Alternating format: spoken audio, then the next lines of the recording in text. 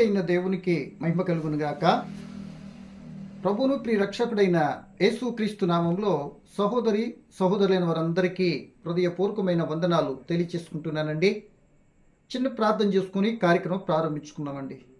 పరిశుద్ధుడైన ప్రియ పరలోకపు తండ్రి, మహోన్నతుడా, దయగలిగిన తండ్రి, గత కాలమంతా నీ పిల్లలైన మమ్మల్ని అందరినీ భయంకర దుర్దినాల్లో, భయంకర ఎండవేళలో మీ కుమారుడైన క్రీస్తు ప్రభును బట్టి, మీ కృపచేత కాపాడి నేటికి మాకు అనుగ్రహించిన క్షేమాన్ని, సంతోషం బట్టి కృతజ్ఞతలు తండ్రి. సమయంలో మా ప్రభా, ప్రార్థించి పొందుకొనినటువంటి వారు, ప్రార్థించి పొందుకొననటువంటి వారు, ప్రార్థించటానికి వస్తే నా యొద్ద నుండి పోండి అని మీరు పలికినటువంటి కొద్ది విషయాలు ఆలోచన సిద్ధపడుతున్న తండ్రి, మీ ఆత్మ సహాయం చేయండి. వినబోతున్న ప్రియులైన వారందరూ ఆధ్యాత్మిక అర్థం చేసుకున్నట్లు ఆసక్తి విని ఆత్మ తోడ్పాటునిమ్మని, యావతి కార్యక్రమం దీవించండి. వించున్న బిడ్డల మమ్మల్ని అందరినీ బలపరిచి దీవించుమని యేసు నామమున ప్రార్థన అడిగి వేడుకుంటున్నాను మా తండ్రి, ఆమేన్. మంచిదండి ప్రియ దేవుని పిల్లలారా, సమయంలో మనం ఒక ప్రత్యేకమైన అంశాన్ని బట్టి కొద్ది నిమిషాలు మనం మాట్లాడుకుంటూ ప్రయత్నించేద్దామండి. ఏంటి అంశం అంటే, ప్రియమైన వర్లరా, దేవుని సన్నిధానానికి వెళ్ళి ప్రార్థించినటువంటి బిడ్డలు ప్రార్థన విన్నాడా? వినటానికి కారణం ఏంటి? కొందరు ప్రార్థన దేవుడు వినలేదు అని చెప్పబడుతుంది, అందుకు కారణం ఏంటి? కొందరు ప్రార్థించడానికి వస్తే మీ మాటలు నేను విన్ను, పోండి నేను వినను అని కరాఖండిగా చెప్పినటువంటి విషయానికి కారణం ఏంటి అని మూడు విషయాలను బట్టి క్లుప్తముగా, వివరణాత్మకంగా మనం ఆలోచించడం ప్రయత్నించేద్దామండి. ఈ మాటలు మనం ఎందుకు ధ్యానించుకోవాలి అంటే, ప్రియమైన దేవుని పిల్లలారా, ప్రతి క్రైస్తవుడు ప్రార్థన చేస్తాడు. అసలు ప్రార్థన కానీ చేయకపోతే ఆ వ్యక్తి క్రైస్తవుడే కాడు. సో ప్రార్థన చేస్తున్నటువంటి ప్రార్థన, ప్రియమైన దేవుని పిల్లలారా, దేవుని సన్నిధిలో చేస్తున్న ప్రార్థన, ఆయన సన్నిధికి నా ప్రార్థన చేరుతున్నదా? జవాబు నేను పొందుకున్నానా? లేకపోతే నా ప్రార్థనకి ప్రతిఫలం రాక నిరుత్సాహపడుతున్నానా? లేకపోతే నేను ప్రార్థిస్తుంటే నేను వినను అన్నట్టుగా మన క్రియలు మన సాక్ష్యం ఇస్తున్నాయా అనే విషయాన్ని ఇప్పుడు నేను చెప్పబోతున్న మాటలు బట్టి నువ్వు మనసు పెట్టిగా ఆలోచిస్తే, నువ్వు ఎక్కడున్నావో ఏంటో, వినేటట్టు చేస్తున్నావో విననట్టు చేస్తున్నావో, షటప్ నా దగ్గర వెళ్ళిపో అన్నట్టుగా నీ క్రియలు మన క్రియలతో ఉండి ప్రార్థన చేస్తున్నామో మీరు తెలుసుకోవటానికి అవకాశం ఉంటుంది. ఇక్కడ తెలుసుకున్న తర్వాత లోపమైన ఉందనుకోండి, సర్దిద్దుకుంటావో అలాగే వెళ్ళిపోయి గోతులో పడతావు, నీ ఇష్టం. నేనైతే ప్రేమతో కోరేది ఏంటంటే, ఈ మాటలు ఎంతో ప్రయాసపడి చెప్తుంటే మీ క్షేమం కొరకే. ఆధ్యాత్మిక మనం బలపరచబట్టుకుంటే ఒకరినొకరు బలపరుచుకుంటానికి అనే సంగతి మీకు తెలిసిందేననుకోండి. కనుక ఇప్పుడు ప్రార్థన గురించి చిన్న వివరణ తీసుకొని ముందుకు వెళ్ళిపోతానండి. ప్రార్థన బైబిల్లో కూడా మనకు ప్రారంభమైంది, ప్రియమైన దేవుని పిల్లలారా. ఆదికాండం 4:26లో ప్రార్థన ప్రారంభము అయినది, ప్రారంభించబడినది అని చెప్పబడుతుంది. అంటే దాని అర్థము, ఆదికాండం అన్నిటికీ ప్రారంభాల గ్రంథం. మీరు ఏదంటే తీసుకొని, అంటే అన్నిటికీ పుట్టుకల గ్రంథం కూడా అని అనవచ్చు. లేకపోతే ఆదికాండం ఒక నారుమడి లాంటిది, దానిలో నారును తీసుకుని వెళ్ళి ఎక్కడ కూర్చుని అదే పంట పండుద్ది. అంటే ఆదికాండంలో సత్యాలే మిగిలిన గ్రంథాలన్నీ కూడా వ్యాపించి ఉంటాయి. ఆదికాండంలో పిల్లలే మిగిలిన గ్రంథాలు వ్యాపించి ఉంటారు. సో ఇవన్నీ వివరణ ఎందుకు చెప్తున్నానంటే, అన్నిటికీ ప్రారంభాల గ్రంథము కనుక. సో ఇప్పుడు మనం ప్రార్థన 4:26లో మనం చదువుకుంటే, మరి ఆదాం గారికి మనవడు పుట్టాడు, కొడుకు పుట్టాడు. ఆ కొడుకు పుడితే ఆదాం గారు మనవడయ్యాడు. ఆ మనడు కాలంలో ప్రార్థన ప్రారంభించబడినది అని చెప్పబడింది. చదువు మాట చదివి ఇప్పుడంతా ఇది కాకపోయినా మాట చదువుతున్న ప్రారంభం ఉంటుంది కదా. సో ప్రారంభం అని ఇక్కడ ఉందంటే దీని ముగింపు ఎక్కడ ఉందో కూడా మనం ఆలోచించి ఈ పలకబడిన మూడు మాటల యొక్క వివరణ క్లుప్తంగా నేను చెప్పడానికి ఇష్టపడుతున్నానండి. చూడండి, ఆదికాండము 4:26 మరియు షేతునకు కూడా కుమారుడు పుట్టెను, అతనికి ఎనోషను పేరు పెట్టెను. అప్పుడు యెహోవా నామమును ప్రార్థన చేయట ఆరంభమైనది. అంటే యెహోవా నామమును ప్రార్థన చేయటం ప్రారంభమైనది. అంటే ఆదాం గారి మనవడైన ఎనోషు కాలంలో ప్రార్థించింది ఎనోషు మాత్రం కాదు. కనుక ఆ విషయం అలా ముందుకెళ్తే అక్కడ ప్రారంభించబడిన ప్రార్థన ప్రకటన గ్రంథం 22:21 చూసుకుంటే ఆమెన్ అనేంత ముగించబడినది అని మనం అనుకుంటే, ఈ మధ్యలో ఎంతోమంది భక్తులు ప్రార్థించారు కదా. ఏమంటే ఎంతోమంది అవసరతను బట్టి, లోటును బట్టి, శ్రమను బట్టి, కష్టాన్ని బట్టి ఎంతోమంది ప్రార్థించారు, ఎంతోమంది ప్రార్థన నేర్పించమని అడిగారు. ఎన్నో విషయాలు బట్టి దేవునితో చెప్పిన ప్రతిఫలం పొందిన వారు ఉన్నారు. నా ఎదురును పోండి అనిపించుకున్నటువంటి వారు కూడా లేకపోలే. సో ఈ 3 విషయాలు బట్టి కొద్ది నిమిషాలు మనం మాట్లాడకుండా ప్రయత్నించాను. చూడండి, మొదటిగా ఇద్దరు ప్రార్థన చేయటం దేవుని సన్నిధికి వెళ్ళారండి. ఏమండి, బాగా వినాలి. ఇద్దరు ప్రార్థన చేయటం దేవుని సన్నిధికి వెళ్ళారు. ఆ ఇద్దరు మీరు నేను అనుకుంటూ పోని అప్లై చేసుకుంటే, ఇద్దరు ప్రార్థన చేయడానికి వెళ్తే ఒక వ్యక్తి ఏమంటున్నాడంటే తను నీతిమంతుడిని అని కనపరుచుకోవటానికి ఎవరి దగ్గర? దేవుని ఎదుట, దేవుని సన్నిధులు. చూడండి, ఈయన తెలివితేటలు. అంటే దేవుని దగ్గరికి వెళ్ళి నీతిమంతుడిని అనిపించుకోవాలి. అలా ప్రార్థన చేస్తుంటే పక్కన ఉన్నటువంటి వాళ్ళు, ఎస్ ఈ నీతిమంతుడే, బాగా ప్రార్థన చేస్తున్నాడు, చాలా భక్తిపరులాగా ఉన్నాడే అని అనుకోవాలని తను నీతిమంతుడిని అనిపించుకుంటానికి దేవుని సన్నిధికి వెళ్ళి దేవుని అడగటం ప్రారంభించాడట. ఏమని అడుగుతున్నాడు? ఓ మాట చదువు చూడండి. లోకసువార్త 18:10 ప్రార్థన చేయటికై 9 చదువుదాం. తానే నీతిమంతులమని తమ్మును నమ్ముకొని ఇతరులను తృణీకరించు కొందరితో ఆయన ఈ ఉపమానం చెప్పెను. ప్రార్థన చేయటికై 2 మనుషులు దేవాలయమునకు వెళ్ళిరి. వారిలో ఒకడు పరిసయుడు, ఒకడు సుంకరి. ఇద్దరు ప్రార్థన చేయటానికి ప్రార్థన చేయాలి. ప్రార్థన అంటే ఏంటి? ఇంతకు ఇప్పుడు పోనీ అంటే దేవుని అడగటము, గోజాడటము, మొరపెట్టుకోవటం, నా అవసరత ఇది అని స్పష్టంగా చెప్పి అయ్యా నాకు దయచేయవా అని అడగటం, అంతే కదా. సో ఈయన ఏమంటున్నాడు చూడండి. పరిసయుడు నిలబడి 11 నిలబడి, దేవా నేను చోరులను, అన్యాయస్తులను, వ్యభిచారులైన ఇతర మనుషుల వలనను ఈ సుంకరి వలన ఉండనందుకు నీకు కృతజ్ఞతాస్తుతులు చెల్లించుచున్నాను. వారముకు 2 మార్లు ఉపవాసం చేయించు, నా సంపాదన అంతటిలో 10 వంతు చెల్లించుచున్నానని తనలో తాను ప్రార్థించుకొనుచుండెను. తనలో తాను చేసుకుంటున్నాడట. ఏమని? దేవుడు చెప్తున్నాడు. అంటే తనలో తాను చెప్తున్న మాటను ఎవరు విన్నారు? దేవుడు విన్నాడు. తనలో తాను చెప్పుకుంటున్న మాట ఎవరు వినరు? పక్కవారు వినరు. పక్కకి వారికి వినపడదు కదా. నేను లోన్ అనుకున్న మాట ఎవరు తెలుస్తుంది? ఎవరికి తెలియదు. సో మనుషులు ఎవరికి తెలియదు కదా అనుకుని ఏమీ అనుకోవట్లేదు అని అనుకుంటే ఛాన్స్ లేదు. దేవుడు ఈ విషయాన్ని తనలో తాను అనుకున్న విషయాన్ని పాయింట్అవుట్ చేస్తాడు. ఏమంటున్నాడు అని హెచ్చించుకుంటున్నాడు. ఇదిగో చోరుల వల్లే కాదు, వ్యభిచారుల వల్లే కాదు, ఇతర మనుషుల వల్లే రకరకాల మనుషులు నేను ఉండట్లేదు. ఇదిగో నా పక్కన ఉన్న చూడు ప్రార్థన చేయడానికి వచ్చేది సుంకరి, వీడి వల్ల కూడా నేను ఉండట్లేదు అని కంపేర్ చేసుకుంటున్నాడు. నేను వాళ్ళకంటే గొప్పవాడిని అంటే తను హెచ్చించుకుంటున్నాడు. అంటే తను నీతిమంతుడు కనపరుచుకుని కోరి ఇలా మాట్లాడుతుంటారు. చాలామంది ప్రార్థన చేయడానికి వెళ్ళి మేమే పెద్ద ప్రార్థనాపరులు అన్నట్టుగా ఎక్కడెక్కడో విషయాలు చెప్పుకొని చేస్తారు. లేదా ఎదుర్కొన్నటువంటి వ్యక్తులకు మన్నను పొందటానికి వాళ్ళ దగ్గర ఏదో సర్టిఫికేట్ పొందడానికి వాళ్ళ పిల్లల్ని, వాళ్ళ తాతల్ని, వాళ్ళ ముత్తాతల్ని దీవించేయి, కాపాడేసేయి. అసలు మాట అంటే దేవుడు అస్సలు ఊరుకోడు. ఒక అవగాహన లేకుండా చేస్తారు. కందగిలేందుకు కత్తి పెట్టుకెందుకు? వాడు ఎక్కడో పనికి మాత్రం తాగేసి తిరుగుతూ ఉంటాడు. ఆయన దీవించేయాలా? నీకు వాడికి పరిచయం ఉందా? చేతే ఇలా చేయి అయ్యా, వాళ్ళ కుటుంబీకులు అంటే రక్షణ లేనివైతే రక్షించు నాయన, ఏమైనా అవిధేయతలు ఉంటే క్షమించి నీ కృప చూపి నీ మెండిన దేవులకు నీ రక్షణకు పాత్రను చేయి తండ్రి అన్నావా, గుడ్. నీ ప్రార్థన దేవుడు ఆలకించడానికి ఇష్టపడతాడు. అది ఎదుటి వ్యక్తి క్షేమం కోరేటట్టువైతే అతని వ్యక్తిని మరి మంచిని కోరే వ్యక్తికి తెలుగుండాలి ప్రార్థన.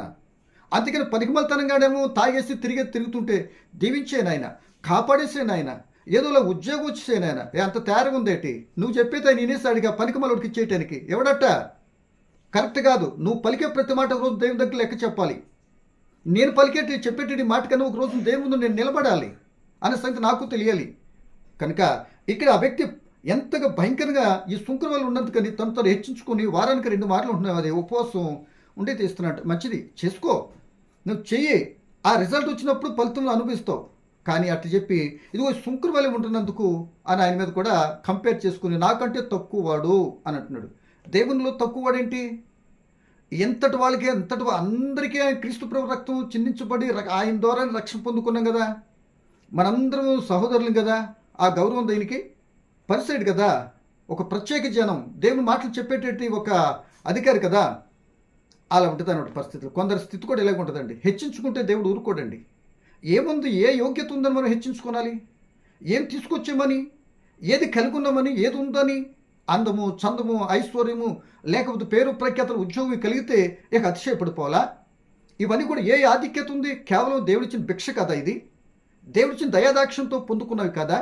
అప్పుడేం చేయాలి? అయ్యా నీ దైవాలు ఇచ్చినందుకు నీకు వందనాలు అని అంటూ ఆయన కృతజ్ఞతాభావంతో మరొక మెట్టి ఎక్కడానికి తగ్గింపు జీవితంతో వెళ్ళిన వ్యక్తిని హెచ్చిస్తానికి దేవుడు కార్యం చేస్తాడు. అది క్రమం. ఉన్నదాన్ని బట్టి హెచ్చించుకుంటే నెబుకద్నెజరు రాజులాగా ఊడి కింద పడి పశువుని చేసి అరణ్యాన్ని పంపించి 7 సంవత్సరాలు గడ్డి తినిపిస్తాడు. తెలుసు కదా మనకి. వద్దండి, ఆలోచించుకోవాలని ప్రభుని బట్టి ప్రేమతో మీకు జ్ఞాపకం చేస్తున్నా. సో ఇక్కడ సుంకరు కూడా ఏం చేశాడంటే, అంటే ఆయన ప్రార్థన ఆలకించలేదు. అతిశయంతో, హెచ్చింపుతో, తనే నాకే నేనే నీతిమంతుణ్ణి. అబ్బా ఎంత ఆలోచన అండి. సో ఇక్కడ ఏమంటున్నాడంటే, ప్రియ దేవుని పిల్లలారా, ఇక్కడ మాట్లాడుతున్న మాట 13వ వచనం. అయితే సుంకరి దూరంలో నిలిచుండే ఆకాశం వైపు కన్నులు తుట్టుకుని ధైర్యం చాలక రొమ్ము కొట్టుకొనుచు, దేవా పాపిని నన్ను కరుణించుము అని పలికెను. అతని కంటే ఇతడు నీతిమంతుడుగా తీర్చబడి తన ఇంటికి వెళ్ళినని మీతో నిశ్చయంగా చెప్పుచున్నాను అన్నాడు.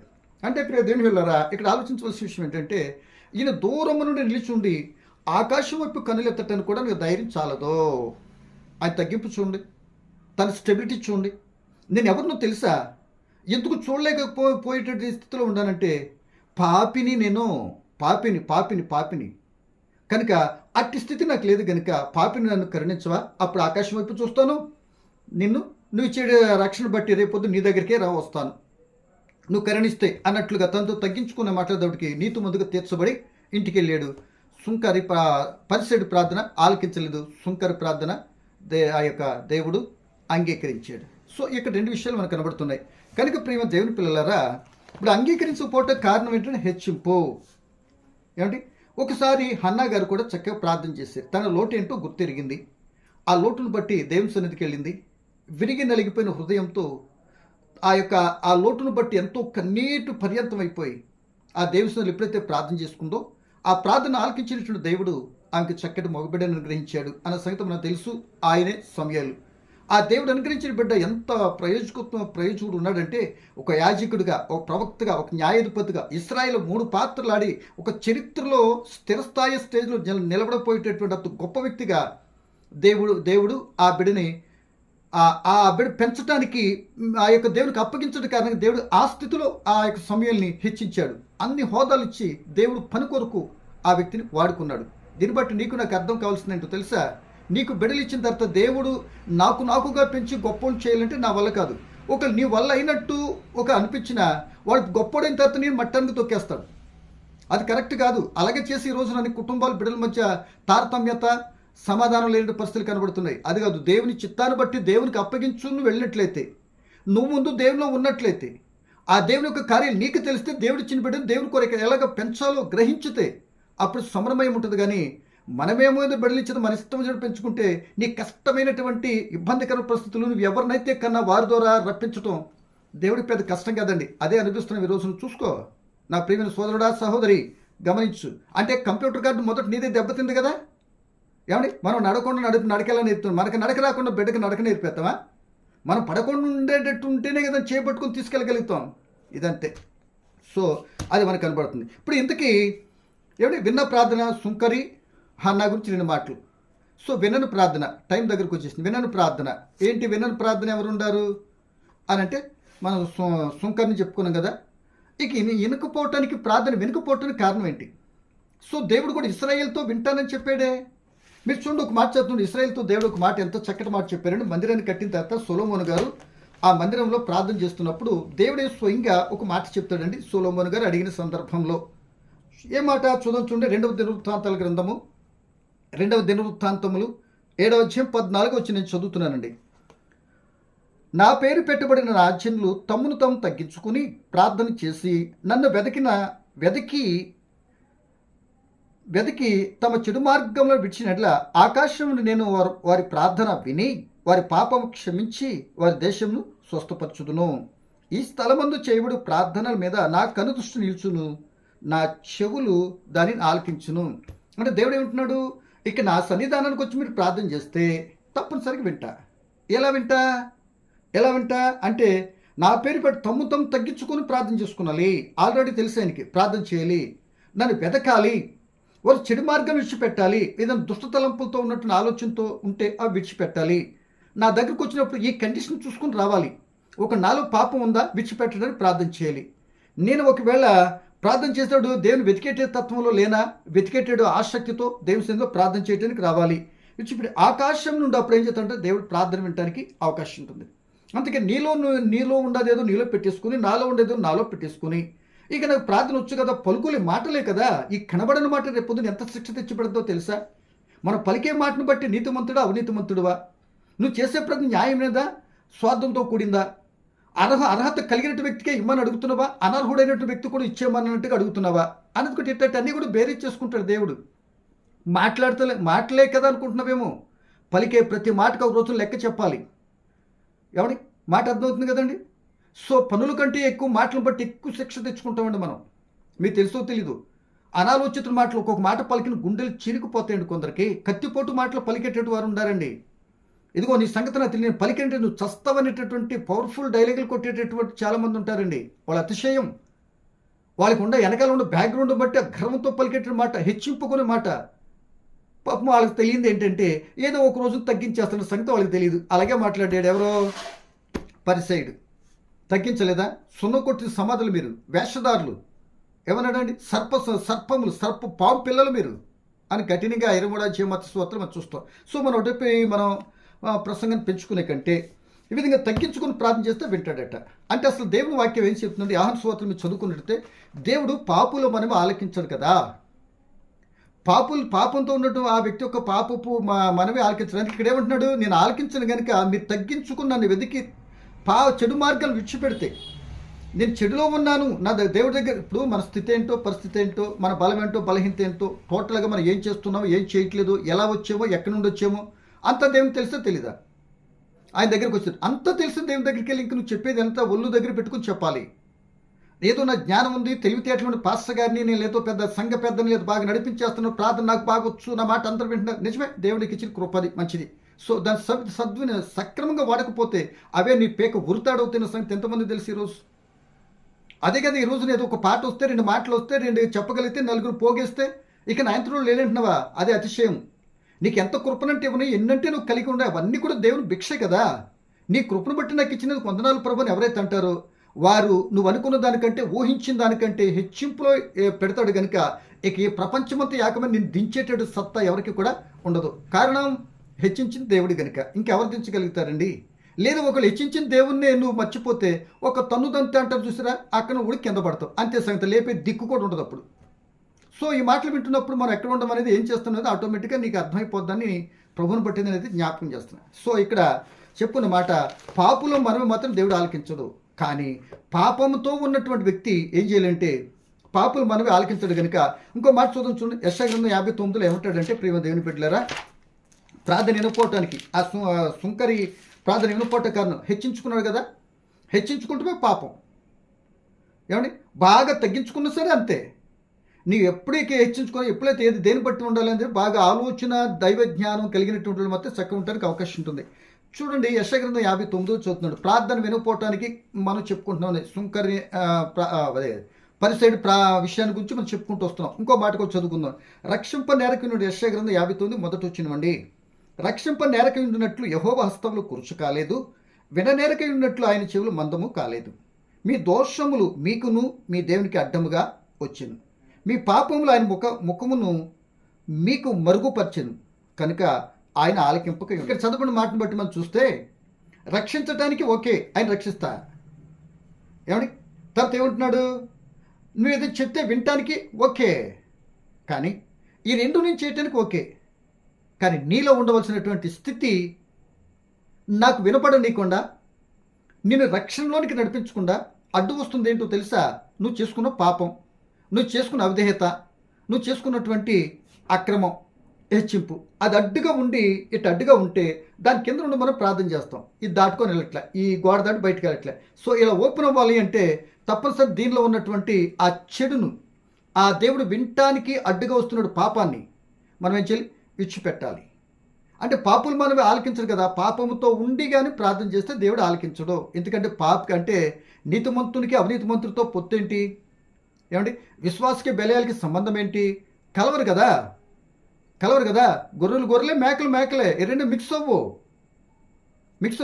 కానీ ఈరోజు రెండు తలంపుతో మనిషి మిక్స్ అయిపోయి రుబ్బేసుకుంటున్నాడు. ఈరోజు ఏదో వచ్చేస్తుందో ఒరిగిపోతుంది అనుకోండి, అంటే దాని అర్థం కాకుండా ప్రాణం మీద తెచ్చుకోబోతాడు అని అర్థం అట్లాంటి వ్యక్తులు. సో ఇప్పుడు మనకు కావాల్సింది వెనుకపోవటానికి మన దోషాలే అడ్డు అని మనకు కనబడుతుంది. సో కీర్తన గ్రంథంలో మీరు ఒక మాట చదివినట్లయితే, నేను చదువుతున్నాను చూడండి ఒకసారి. కీర్తన గ్రంథం 66:18 ఒక చక్కటి మాట ఉందండి.